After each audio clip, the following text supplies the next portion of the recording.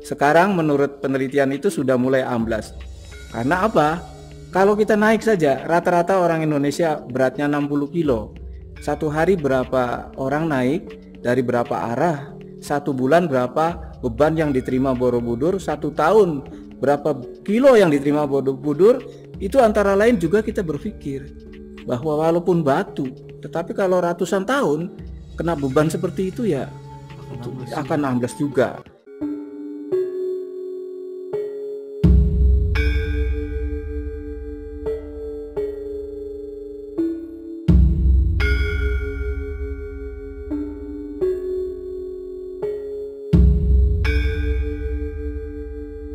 Bahwa Borobudur itu cuma satu dan satu-satunya, dan itu memang benar. Borobudur itu dibangun menurut para peneliti itu dalam 5 tahap. Jadi tidak hanya setahun 2 tahun, tetapi puluhan tahun itu dibangun.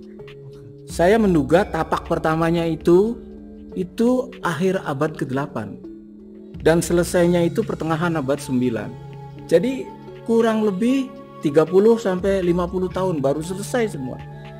Oleh satu dinasti yang memerintah di Jawa bagian tengah masa itu, namanya dinasti Sailendra, yang kebetulan dia memeluk agama Buddha Mahayana dan juga menyokong agama Hindu Saiwa. Nah, ini yang menjadi penting. Itu adalah bukti dari suatu mahakarya masyarakat abad ke-8 ke-9 mampu mendirikan bangunan bukit batu ya, dari balok-balok batu yang tingginya lebih dari 40 meter. Sekarang menurut penelitian itu sudah mulai amblas. Karena apa? Kalau kita naik saja, rata-rata orang Indonesia beratnya 60 kilo. Satu hari berapa orang naik, dari berapa arah, satu bulan berapa beban yang diterima Borobudur, satu tahun berapa kilo yang diterima Borobudur. Itu antara lain juga kita berpikir bahwa walaupun batu, tetapi kalau ratusan tahun kena beban seperti itu ya akan amblas juga. Jadi dari sudut konstruksi luar biasa. Borobudur juga itu suatu bukti yang mencerminkan pengaruhnya sampai ke wilayah Asia Tenggara daratan. Nilai kemanusiaan yang lepas dari batas wilayah Jawa Tengah waktu itu, Mataram kuno. Karena Borobudur itu diakui oleh para sarjana yang mengkaji Khmer kuno, itu mengilhami bangunan-bangunan Khmer kuno yang ada dan yang masih bertahan sampai sekarang di Khmer. Termasuk ada Bayon, Bapuon, Angkor Wat sendiri.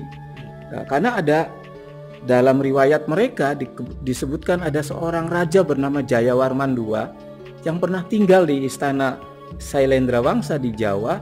Kemudian pada pertengahan abad ke-9 dia kembali dan dia menyatakan bebas dari pengaruh Jawa dan melanjutkan tradisi arsitektur bangunan suci Jawa itu. Nah, nilai lain adalah mengapa jadi Borobudur itu sangat penting. Tadi sudah saya sebutkan reliefnya itu ya. Kalau di rentang itu bisa 4, yang kaki candinya yang tertutup saja itu Gandavyuha itu bisa 400 meter itu. Kalau panil-panilnya di rentang itu hampir setengah kilo. Itu kan jadi melingkar gitu ya. Melingkar jadi yang nggak kelihatan. Tapi kalau di rentang satu-satu itu Gandavyuha. Belum panil relief Jataka Wadana, Lalita Wistara, Gandavyuha, Badrachari. Kalau kita ke sana bayar 750.000. Itu juga nggak ngerti apa-apa kok. Walaupun orang kaya, ya naik ke atas mampu, nggak ngerti apa-apa. Apalagi kemudian kalau ke sana cuma berfoto, selfie gitu. Tinggal tangannya bersandar ke relief, ya reliefnya jadi compel, siapa yang tanggung jawab? Nah itu jadi benar juga gitu.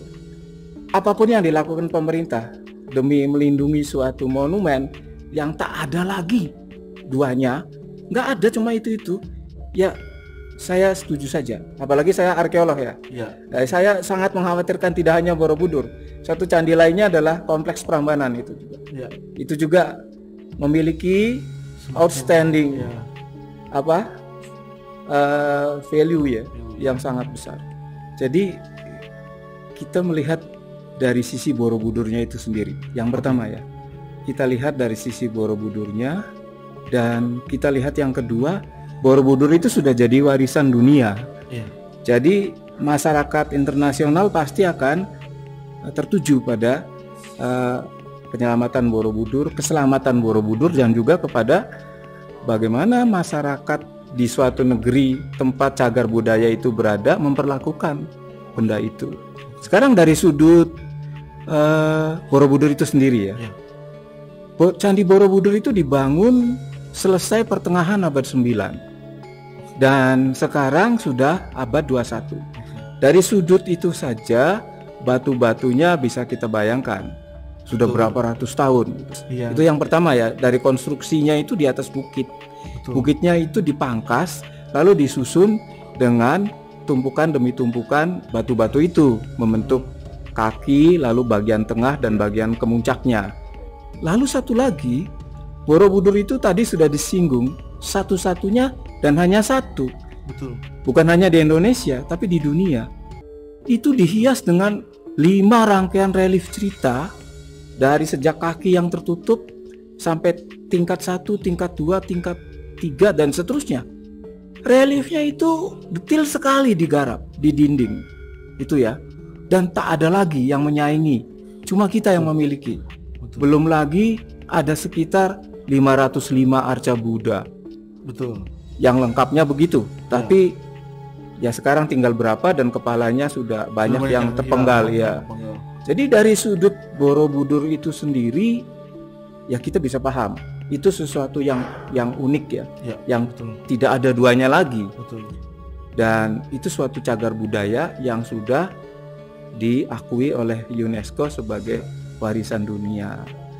Dan kalau harga 750.000 itu memang benar bahwa itu kalau dipandang dari sudut nilai nominal itu mahal, tetapi dari nilai yang lain.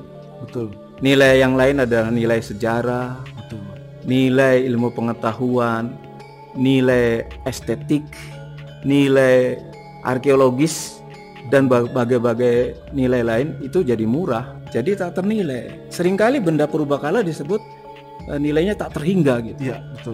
Itu ya.